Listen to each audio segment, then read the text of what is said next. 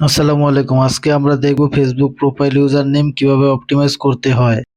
খুব সহজ একটা পদ্ধতি আমরা দেখে নিব এবং এরকম গুরুত্বপূর্ণ ভিডিও পেতে আমাদের চ্যানেলটি সাবস্ক্রাইব করে রাখুন। চলুন দেখে আসা যাক। এই লিঙ্কটি দেখুন। এই লিঙ্কটা হচ্ছে ফেসবুকের একদম আনঅপটিমাইজড, আর এই লিঙ্কটা হচ্ছে ফেসবুক মেসেঞ্জার অপটিমাইজড। এখন আমরা এই লিঙ্কগুলো ঠিক করব। ইউজার নেম বলা হয়, লিঙ্ক বলা হয়, যে যেটা বলে। তো সেটা করার জন্য যেতে হবে ফেসবুকে, আর এটা হচ্ছে আমাদের ফেসবুক আইকন। এখানে ক্লিক করে প্রবেশ করবেন। করার পরে যে থ্রি লাইনে ক্লিক করবেন, ক্লিক করে প্রবেশ করবেন। প্রবেশ করার পরে স্ক্রল করে নিচে যাবেন। নিচে যাওয়ার পরে সেটিংসে যাবেন। এই যে সেটিংস, এই সেটিংয়ে ক্লিক করে ঢুকবেন। ঢোকার পরে আবার সেটিংস পাবেন, সেটিংসে ক্লিক করবেন। ক্লিক করার পরে আপনার এরকম ইন্টারফেস পাবেন। এখান থেকে পার্সোনাল ডিটেলসে যাবেন।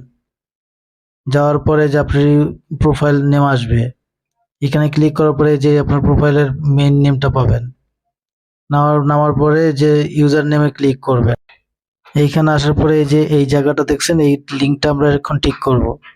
ঠিক করা হলে সাইডে একটা টিক মার্ক আসবে অটোমেটিক, দেখেন এই যে টিক মার্ক চলে আসছে। এই যে দেখেন এখন এই যে এটা আছে না, এই যে এটা হচ্ছে আমার লিঙ্ক, শর্ট লিঙ্ক এখন বর্তমানের। আর এই যে টিক মার্ক হচ্ছে মানে লিঙ্কটা নিয়ে নিছি, ইউজার নেমটা।